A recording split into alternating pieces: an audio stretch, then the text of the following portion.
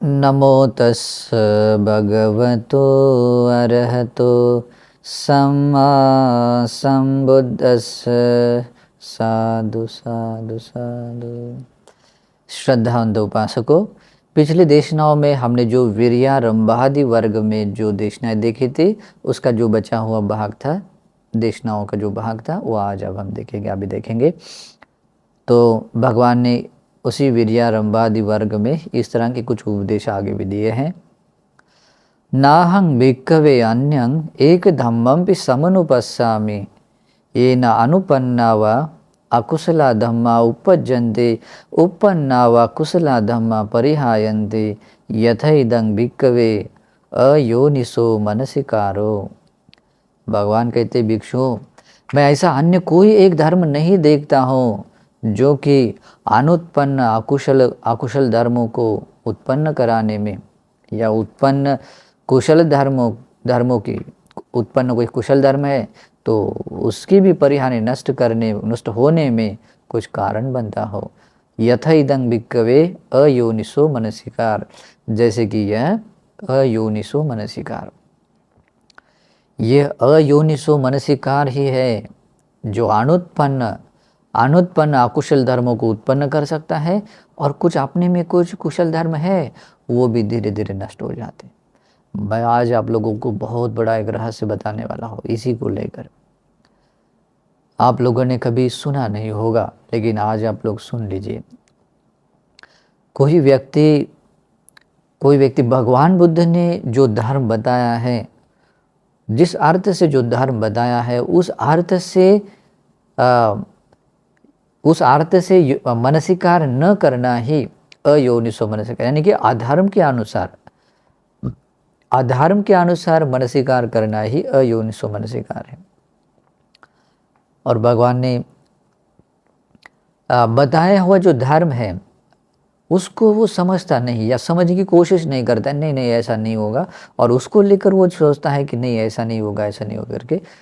तो ये जो है उसको कहते हैं अयोनिसो मनसिकार। और इसका अगर वो यही बात जैसे उसने धारण की हुई बात अगर मुख से वो बात कह लेता है तो उसमें सिर्फ मतलब एक छोटा छोटा नुकसान नहीं होता है, नुकसानों में एक बहुत बड़ा नुकसान हो जाता है कि इस तरह का धर्म अयोनिसो मनसिकार होने के कारण ऐसे आश्रव बढ़ जाते हैं, ऐसे अकुशल बढ़ जाते हैं कि वो अकुशल इतना स्ट्रांग होता है कि समझो वैसे अकुशलों के साथ में आया हुआ कोई भगवान के सामने आया और भगवान विमुक्तिदायी मार्ग बता रहे और वो एकदम क्लियर है, लेकिन उसके कुछ पल्ले नहीं पड़ेगा। क्यों?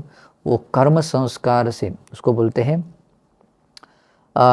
वो कर्मों के आवरण से ढका हुआ बन जाता है।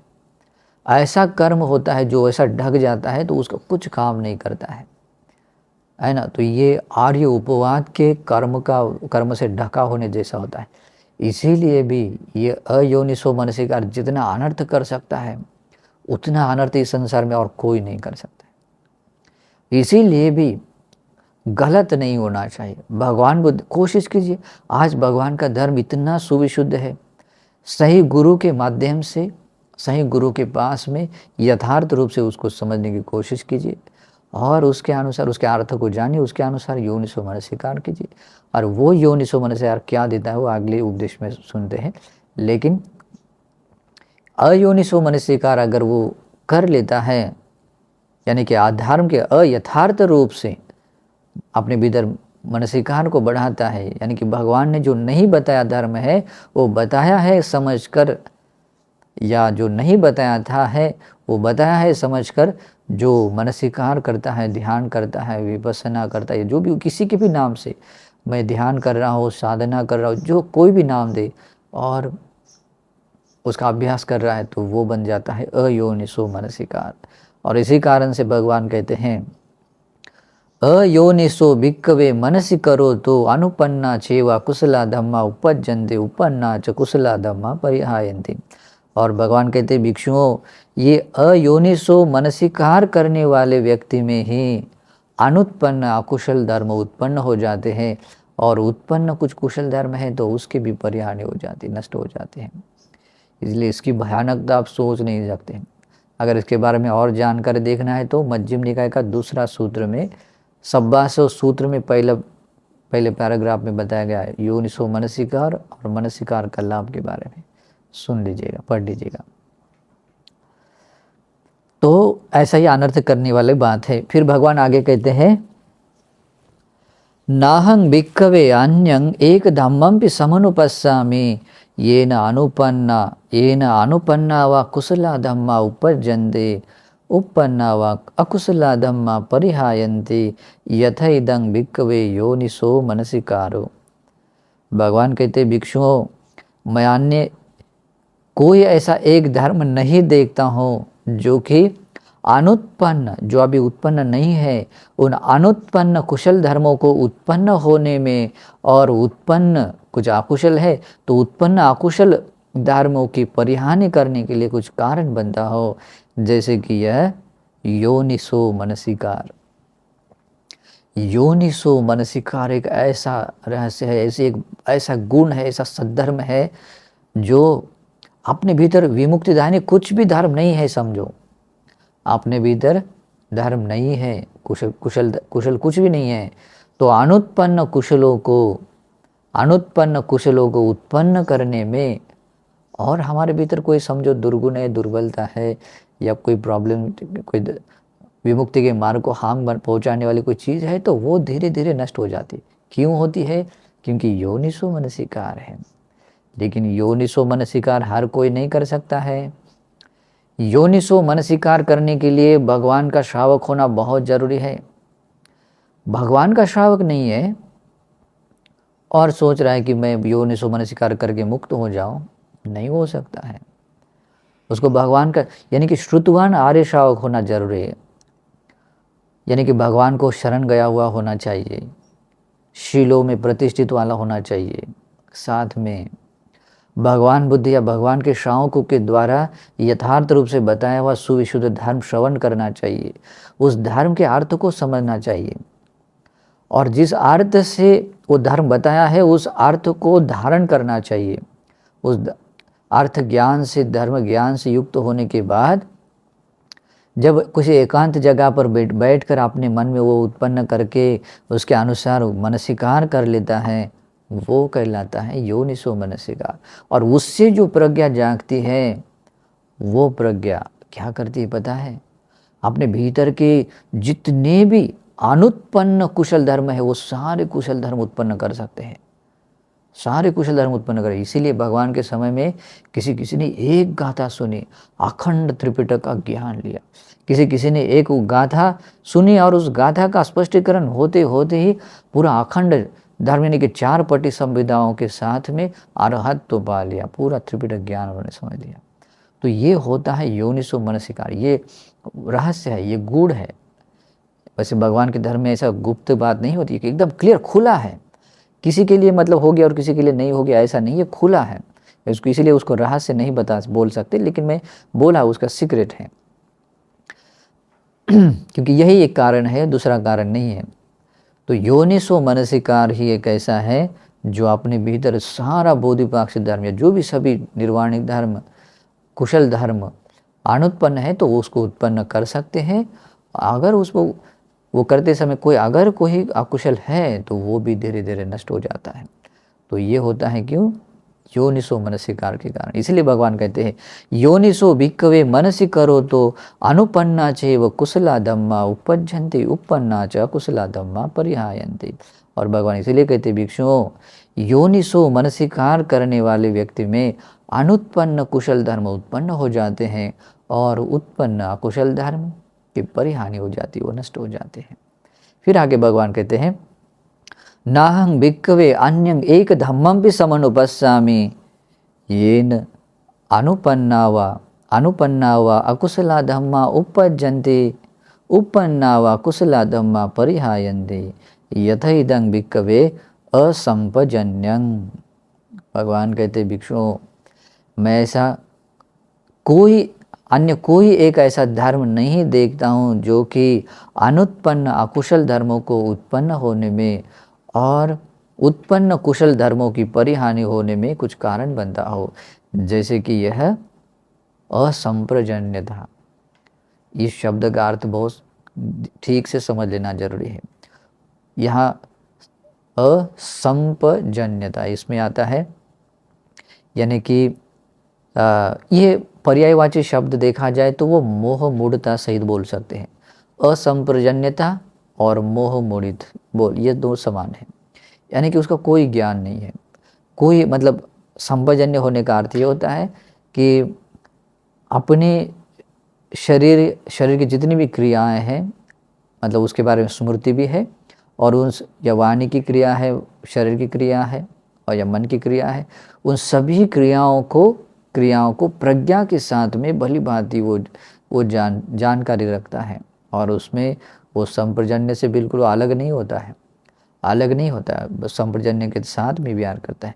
लेकिन जो ऐसा नहीं है, प्रज्ञा के साथ भी उसको कोई जागरूकता नहीं है, होश ही नहीं है, क्या कर रहा हूँ, क्या खा रहा हूँ, क्या बोल रहा हूँ, क्या सोच रहा हूँ, किसी भी क्रियाओं में कोई मतलब ऐसा जानकारी नहीं, प्रज्ञा से उसका देखना नहीं है, तो उसको कहते हैं असंप्रजन्यता, यानी कि मूर्छित भाव रहता है।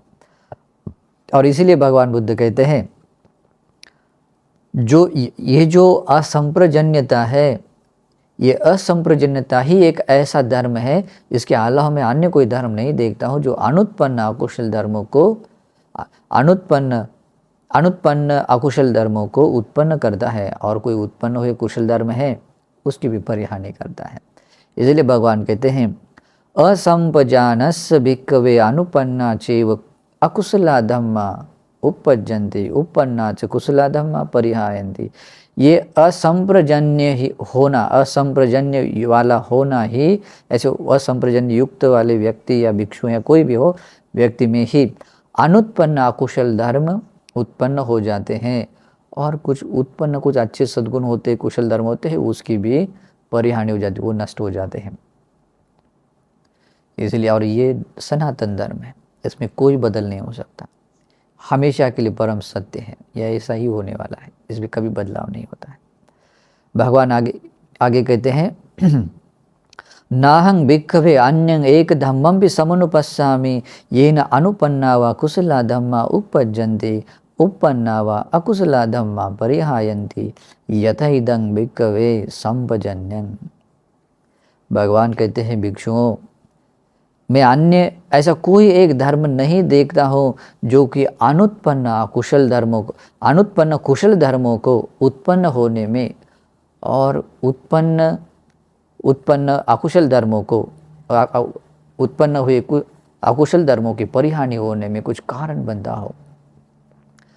तो ये यथैदं भिक्खवे संपजन्य, जैसे कि ये संप्रजन्यता है, ये संपजन्य ही ऐसा गुण है जिस कारण से अपने भीतर अगर कुछ सद्गुण नहीं है, अनुत्पन्न है, तो उत्पन्न हो जाते हैं।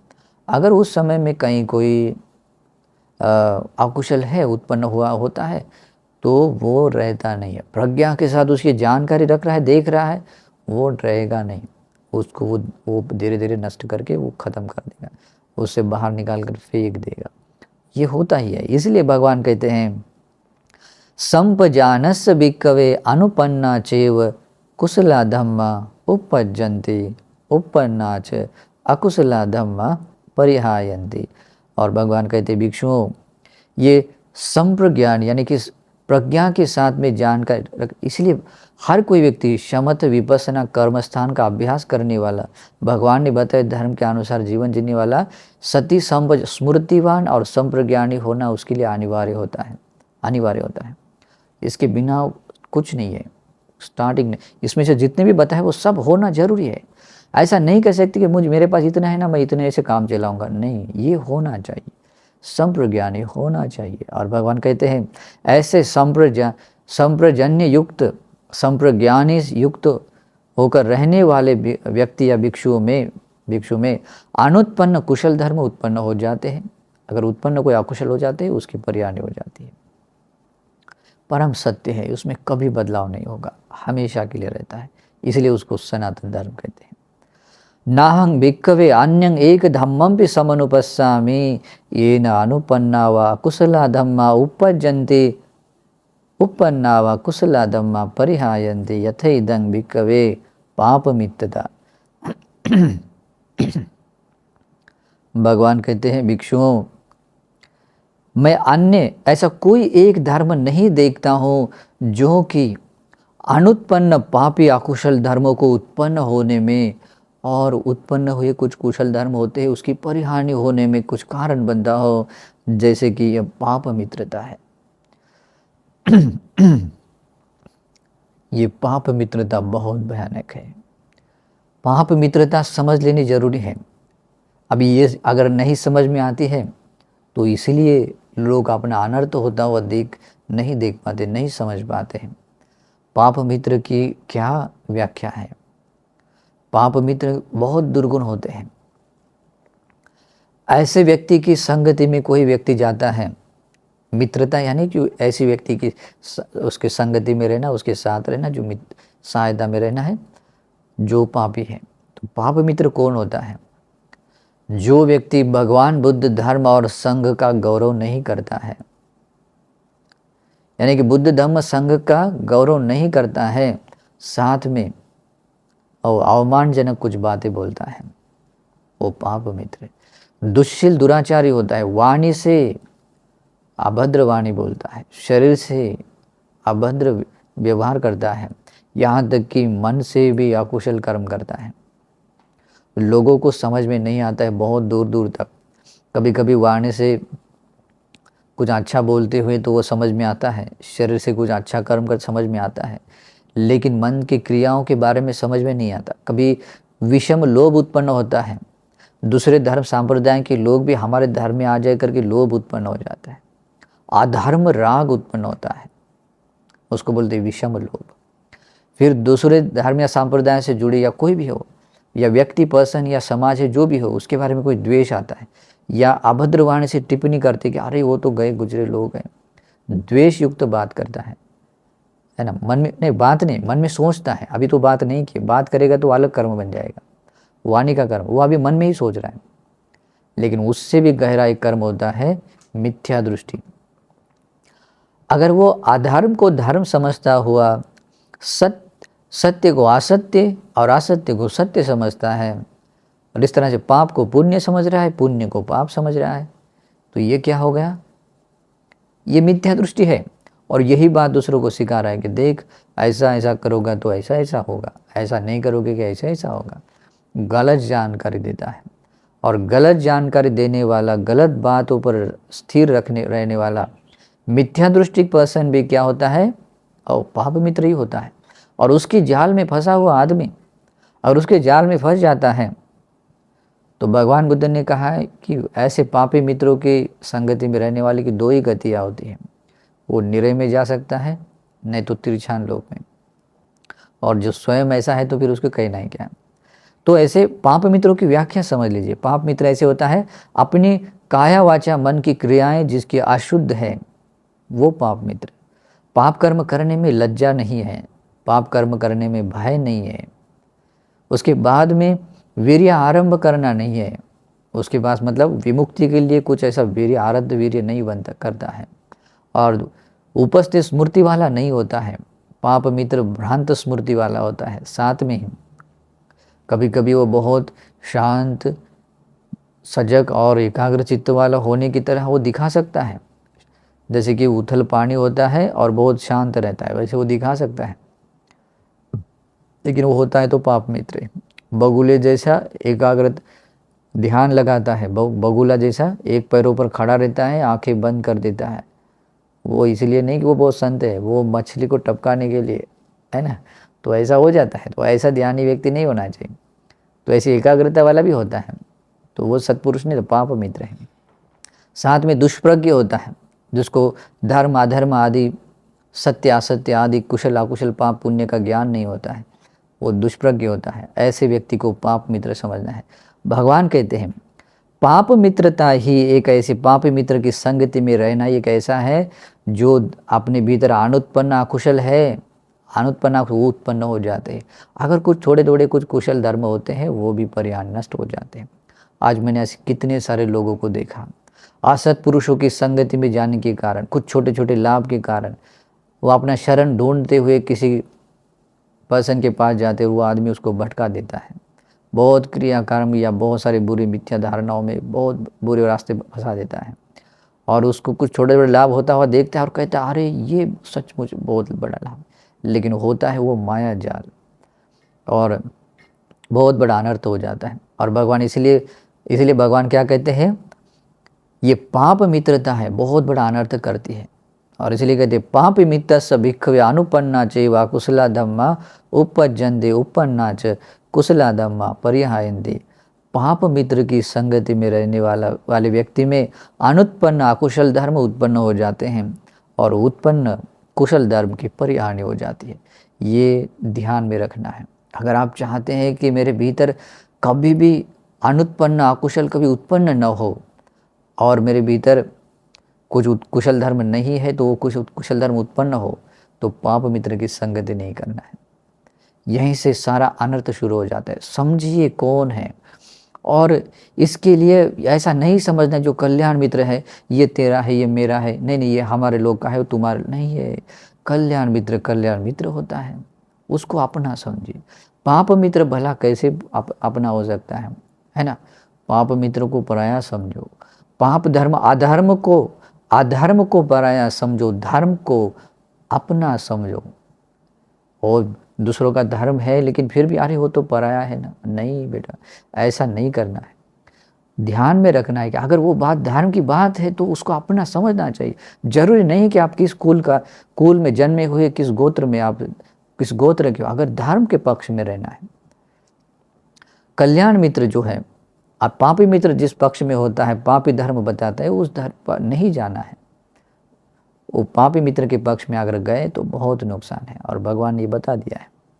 सारे जितने भी अकुशल नहीं है वो सारे आ जाते हैं, कुछ अच्छे छोटे छोटे सद्गुण रहते वो भी चले जाते हैं।